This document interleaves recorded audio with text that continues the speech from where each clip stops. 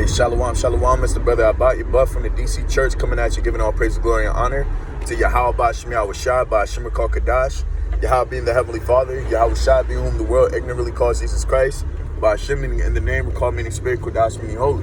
Alright? These are the names and the powers that I come to you in order to confess the 100% truth, and Lord's will seal the elect's faith. Alright? Shanya Kabak, Gawala Rakab's claim now by Aith, meaning double honors to the elders and apostles of GMS in these times. Alright? To the men whom the Heavenly Father had enlisted the 100% truth, to them we give double honors. And of course, Shalom wa Barakam Labakam Shiyasha Allah. Peace and blessings be upon the elect of the nation of Israel. Now, and to the men out there that's pushing this truth and sincerity, to you, I say Shalom wa Barakam Ayathem, or peace and blessings be upon you.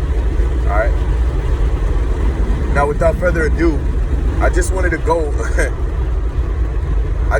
over 3 reasons of why America is the wickedest nation possible. All right? It's like it. Man, I can't even do a video without the sirens going, man. We get enough of that at camp, but we even have it even when we making videos on the outside, man. But to start off the video, Salaki, I'm gonna let this pass. Hey, that's a spirit. They got 441 on it too. I don't want Ratazar.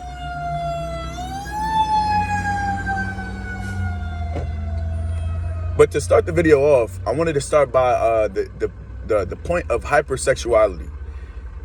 And essentially what I mean by hypersexuality is that no matter where when you wake up, no matter where you turn, no matter where you go, everything is sexualized. The woman's body is sexualized. Cars are sexualized. Everything you do in America is sexualized. And this is set up so that, because a lot of times, if everything's sexualized, that means men tend to want to please themselves all the time, all right? Or I'll say this. You put cookies in front of a child, 10 times out of 10, the child is, or 9 times out of 10, the child's going to eat it. It's the same thing with hypersexualizing this nation. When you hypersexualize a nation, and that comes through giving women liberty and allowing women to do as they please, and allow women to wear certain things, when you hypersexualize the kingdom or your kingdom, then what? There's adultery. There's sexual acts that are unlawful, and then most importantly, abomination. You have a plethora of sins that come by hypersexualizing your nation. All right. Because, of course, we know that we can't have sex on the Sabbath, We're not supposed to have sex with another man's wife. And also, we're not supposed to have sex. Salakia. Satan. We're not supposed to have sex with, give me 1 second, Salakia. I'm going to put this right here so I can pop that up. Also, we're not supposed to have sex with animals, so on and so forth. But the world is so hypersexualized, and everything around us is involved with the appearance, and everything is about you and how you can please yourself. Now, with the mind frame like that, sin is at your door. Because if you want to do nothing but please yourself, then that means there's no limit to where there should be a cutoff for you not pleasing yourself. If you understand what I'm saying. So that's the number one point, because you have women, when you sexually liberate a woman, then you have, the brother sent out a video, and that's just one of the many instances where a woman has done, sexual acts that are just like foul, man. You had a woman who basically, I won't even call her a woman. You had this specimen that said, she gave oral sex to 7 men in the same day. This is the world that we live in, and that's part of the reason why the scriptures say that the wickedness of this place is going to increase. That's the reason why. All right, because prior to this happening, scriptures say that you're not supposed to let a female like that live, man. A woman woman is only supposed to be given to one man. She's supposed to have sex with one man her whole entire life. How many women have Aki met that had sex with multiple men? Probably 85% of all the women that they've ever met.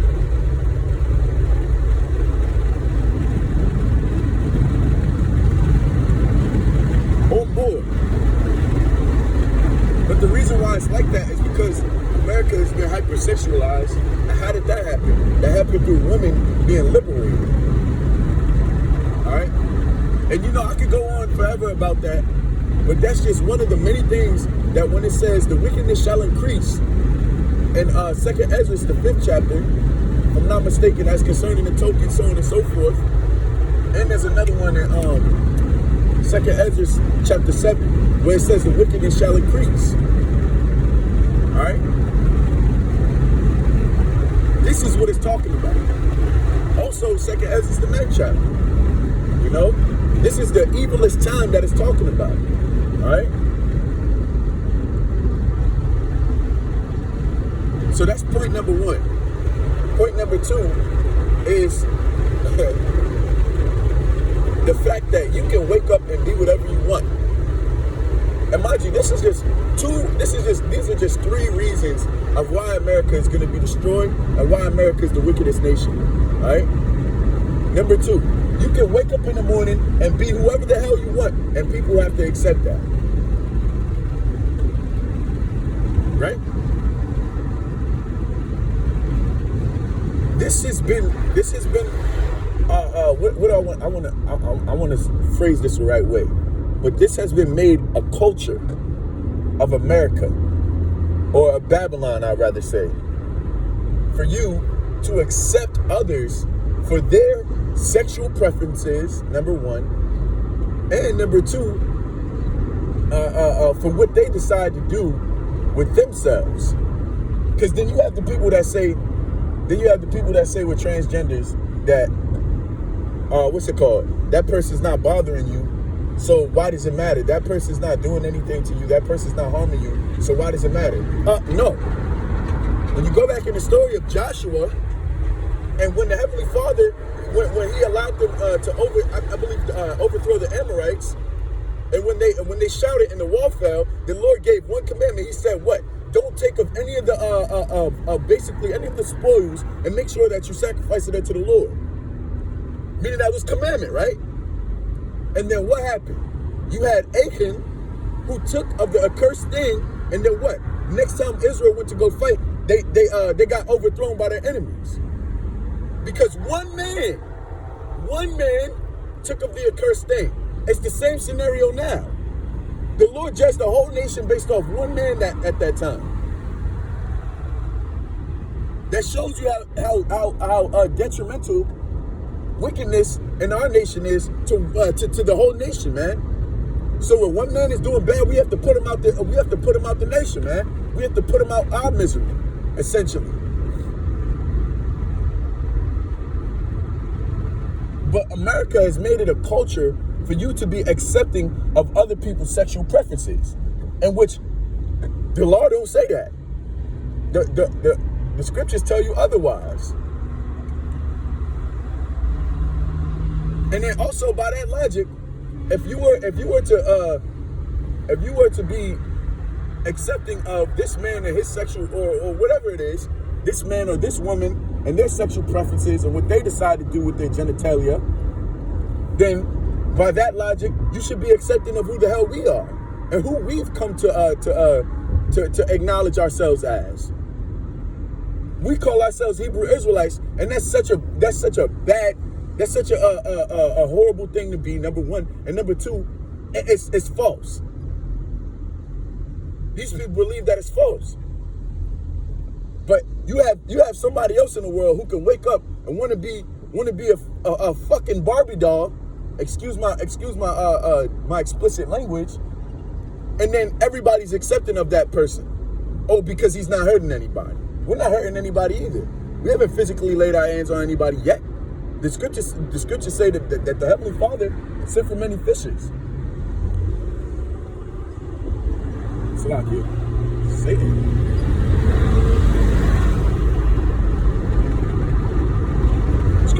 that the Heavenly Father sent for many fishes. We ain't hunters yet.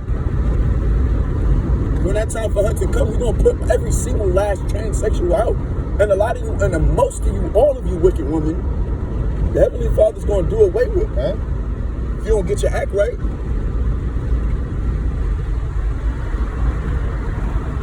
So, I went over two reasons. Hypersexuality and the acceptance, Salakia.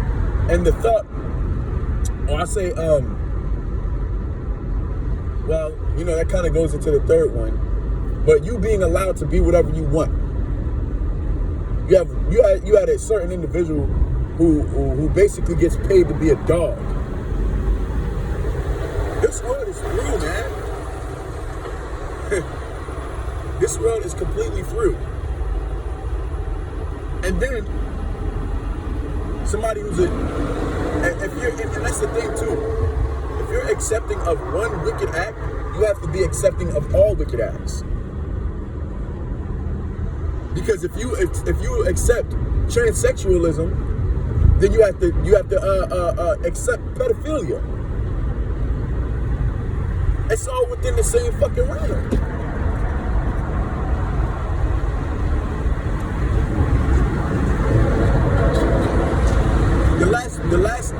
The third one that I conjured up was what? Was this. The acceptance of both.